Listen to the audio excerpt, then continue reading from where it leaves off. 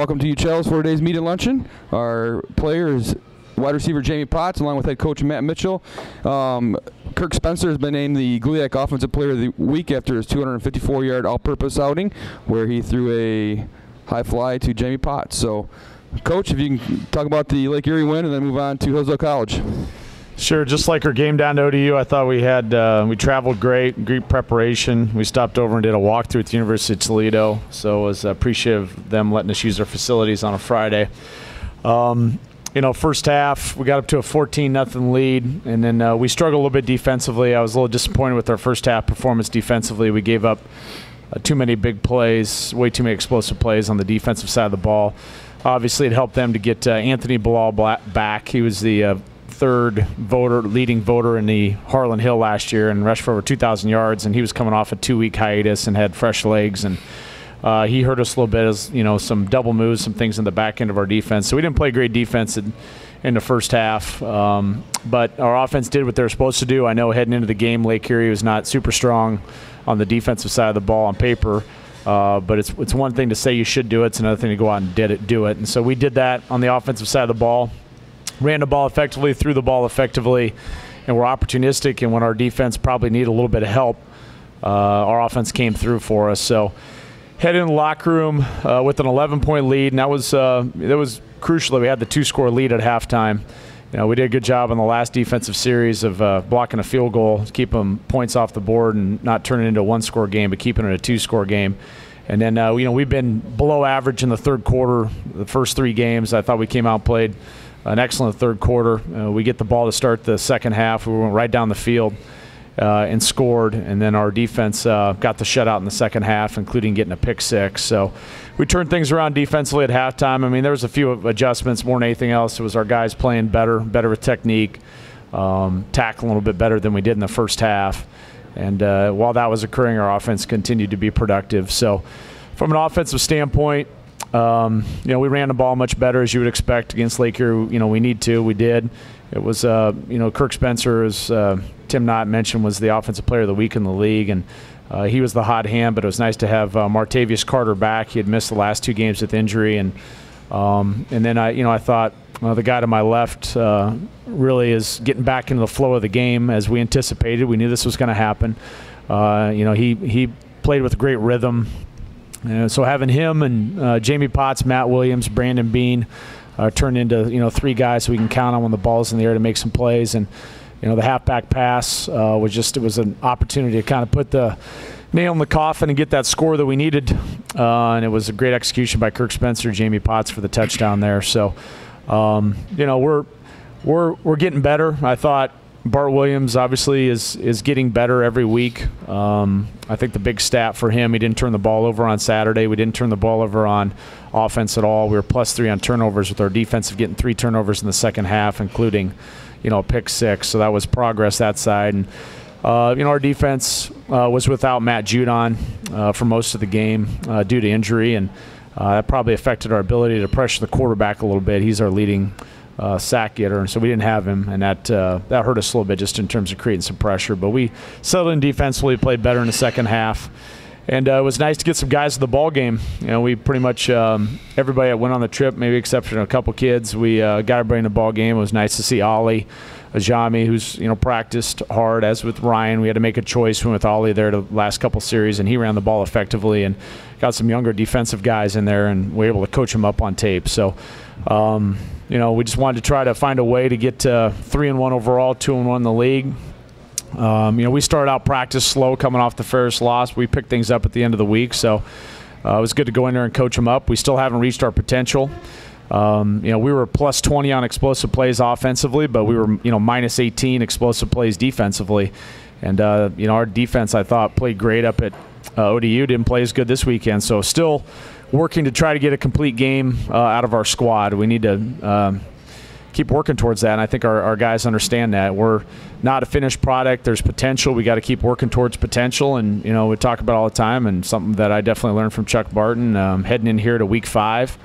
We don't have to be the best version of us week 5. We just got to be the best week 5 team against Hillsdale, and that's what we're going to try to get better and keep working on. So looking forward to playing Hillsdale. It's been there's obviously rivalries with Ferris State and Saginaw and trophies for that, but this has kind of been one of those schools where we've had really good, healthy competition on the football side of things. And we went to the national championship game in 2009. We lost at Hillsdale, and since I've been head coach, we've had a couple really good ball games with them. So, a lot of respect for their program and the way that they handle their business. They're probably a few plays away from being heading in here, 3-1. They had some turnovers up at the Dome in Northern Michigan. They lost a tight one there, and then Finley got away from them a little bit. And you never know. They could have been 3-0 heading into that Indianapolis game, and the Indianapolis game last week got away from them. So Hillsdale's got a lot of new guys on the defensive side of the ball. A lot of new guys up front, a lot of new guys in the back end of their defense and all levels. And so they're going through a growth process there. On offensive perspective, they're kind of led by Bennett Lewis, who we recruited. He's from Novell Catholic over in Saginaw area. And when he gets out in the open space, he's a pretty explosive runner. I think we've got to try to do a great job on the defensive end of the things, keep him bottled up.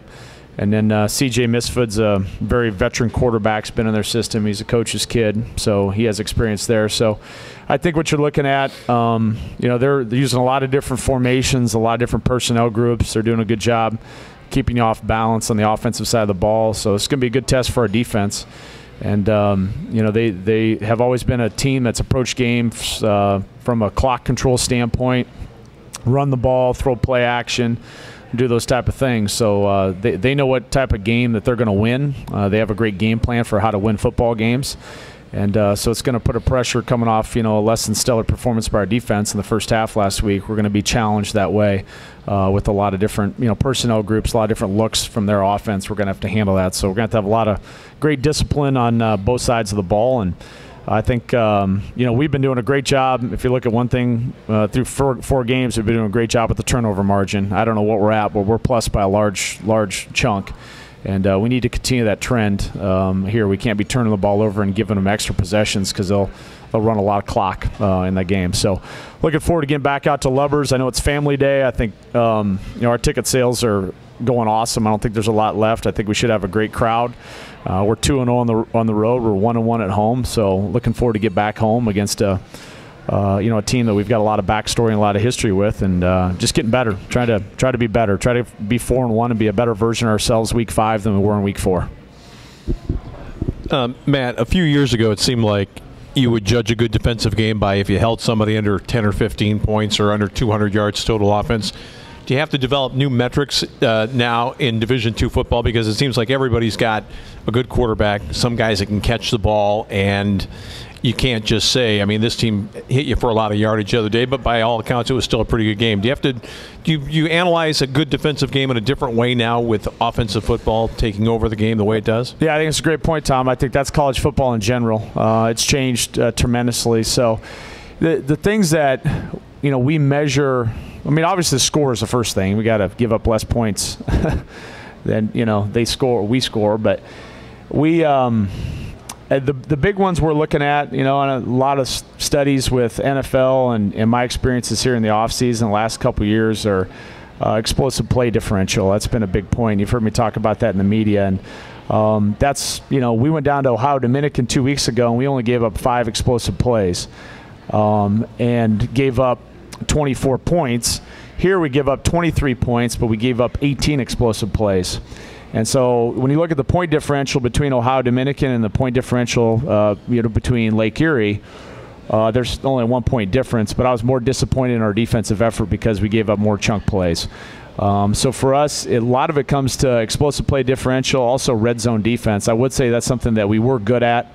Lake Erie was red zone defense. First half, we never had a chance to get to the red zone because there's too many explosive plays for touchdowns, but we were good in the red zone, specifically in the second half. So you're right. Yardage totals, you got to be careful about that. I think time of possession is way overstated. It's still comes down to scoring defense is important, but I think we found that if you can limit explosive plays, the chances of them scoring go greatly down, and that's something we got to get better at. We've been doing okay against that, but we last couple weeks got away from that. I will qualify it with this: we faced the Harlan Hill winner last week, and the guy that finished third in the Harlan Hill this week. So our offense has faced some pretty talented guys in regards to Division II. And I thought, Lake Erie's quarterback is a senior. They had a bunch of senior skill guys. We've faced some offenses here the past couple weeks that have got some guys, that way. And so, I'm not going to start hitting a panic button, but we got to play a little bit better at times on that side of the ball, especially with some of our experience and our talent level. And Matt, could you and Jamie both comment on what is different about this guy now that he's had a bit of a professional career in baseball, and how it's changed his outlook? And do you notice him being kind of a different sort of individual now that he's had that experience? Yeah, well, we commented on this, the coaching staff. We kind of left him in and let him play a lot more on Saturday to get him back in the rhythm and the flow and keep working with Bart and keep fitting into our offense, that way. I think probably what I've seen is that ODU week was probably really frustrating for Jamie. He didn't play. Had an ankle that week. And then Ferris, I know he didn't look the same, wasn't feeling the same. I do think, though, he's handled that really well. I'm sure he'd been frustrated. The first 2 weeks he was back with our program, he was probably frustrated, but I didn't outwardly show that, didn't do that. And I don't know, I'll let him comment on that, but there's been some highs and lows with his minor league baseball career, and he's had to deal with some adversity and that. And I thought that he handled the adversity well and kind of kept grinding through some of those experiences. So maybe his experiences in baseball have helped him kind of handle some adversity here the first couple weeks, both as a team and as an individual. I didn't really see him panic at any point in time when he wasn't out there against ODU or wasn't playing great necessarily. And like I said this all on, everybody say, oh, Potts is back. It's not that easy. I said this at previous press conferences. It takes time to get back into football shape, to get back in the rhythm and flow. We've changed offense. We got a new quarterback. It's a different dynamic. His role will continue to increase. You saw that Saturday as he gets more and more comfortable with the game and with where he's at on the squad. So that's my chair, what I've seen with him, but obviously I'll let him talk. Yeah, obviously it's been tough kind of getting back into it. Like you said, the first week I had an ankle injury and couldn't play at Ohio Dominican. Obviously that was frustrating, because I wanted to come back and kind of jump right in, but it almost was a blessing in disguise. Obviously our offense has changed a little bit, and trying to build some confidence with Bart Williams, a quarterback, it's been good for me. It's taken some time for me to get back into things and kind of get back into football shape. Like Coach said, it wasn't an easy transition, probably not as easy as I thought it was going to be. But at this point, I think I'm really starting to feel like I'm a football player again, and I think that minor league baseball did help me with dealing with adversity. You definitely deal with a lot of adversity in baseball, and you're fighting for your job every day out there. So it's definitely helped me, and hopefully it continues to help me moving forward. Now, Jamie, you just mentioned Bart a little bit, and I know the process between a quarterback and a receiver is a little difficult to get into in a few weeks, but how have you seen the chemistry between you two improve in your time here so far?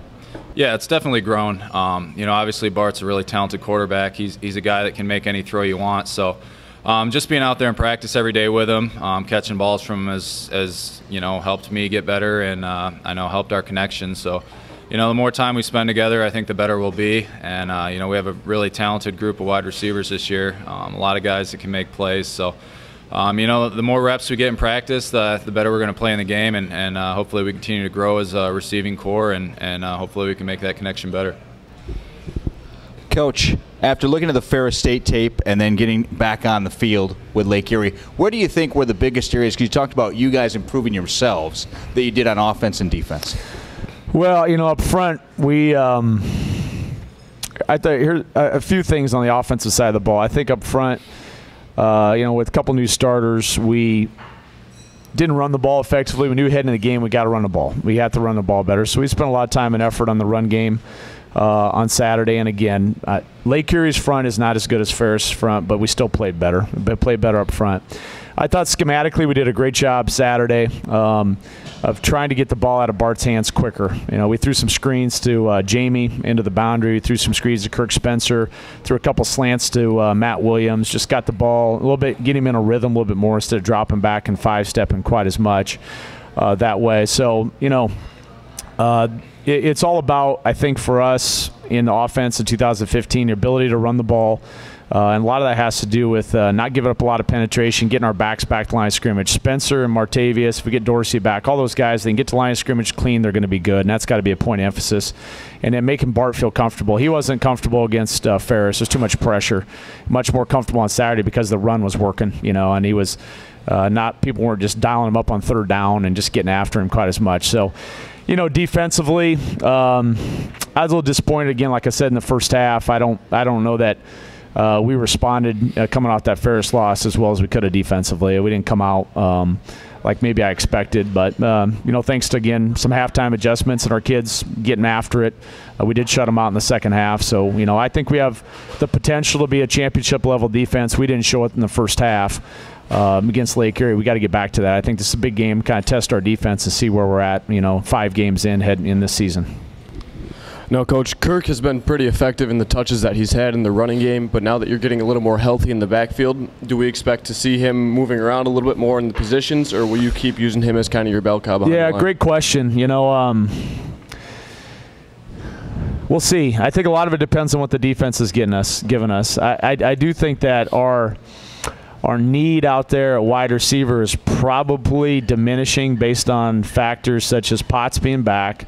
Beans continued to stay productive. Williams has been productive. Justice is doing a great job, even though he didn't have a catch on Saturday, doing a good job. And we keep bringing along a couple freshmen, out there outside. So Dorsey's got an ankle injury, and he couldn't go. And if he's out again this Saturday, that's probably going to necessitate, just with where we're at, Spencer probably playing more in the backfield and keeping our receivers where they're at. So it's just going to be based on the injury report and based on kind of where we think we can get him out in space. He's so good in space that sometimes it lends itself to use him as a wide receiver to create space, and sometimes it's in the backfield, just depending on the run looks that we're getting. So, I don't know. All those guys are back at the shed right now trying to answer those questions while I'm sitting here, and they'll figure out what they want to do with them on Saturday. Okay, that'll conclude today's media luncheon. Thank you.